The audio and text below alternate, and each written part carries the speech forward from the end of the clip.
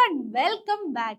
And here is an important question from the chapter respiration. Okay, respiration plants എന്ന് പറയുന്ന ഒരു important chapter ആണ്. നിങ്ങൾക്ക് അറിയാം, അതിനകത്തെ എല്ലാ ടോപ്പിക്സും തന്നെ ഇമ്പോർട്ടൻ്റ് ആണ്. നിങ്ങൾക്ക് വെയിറ്റേജ് കൂടുതൽ എക്സ്പെക്ട് ചെയ്യാവുന്ന ഒരു പെർട്ടിക്കുലർ ചാപ്റ്റർ ആണ്. സോ നമുക്ക് സമയം കളയാതെ ആ ഒരു ക്വസ്റ്റ്യൻ നോക്കിയാലോ? Yes, it is A 3-mark question. Okay, the first step in respiration is glycolysis.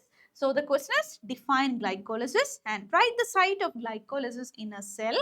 Enzyme responsible for conversion of glucose to glucose 6-phosphate. അങ്ങനെ 3 questions ആണ് നിങ്ങളോട് ചോദിച്ചിരിക്കുന്നത്. 3-markന്റെ question ആണ് കേട്ടോ. അപ്പോൾ എന്താണ് glycolysis എന്ന് പറഞ്ഞാൽ? Yes, here is a simple definition for glycolysis. Glycolysis is the partial oxidation of glucose into 2 molecules of pyruvic acid. Okay, അപ്പോൾ glycolysisന്റെ end product എന്താണ്? pyruvic acid ആണ്. ഒരു question കൂടെ നമ്മൾ പഠിച്ചു അല്ലേ? ഇനി എവിടെയാണ് ഈ glycolysis നടക്കുന്നത്? Where is the site? Yes, it takes place in the cytoplasm.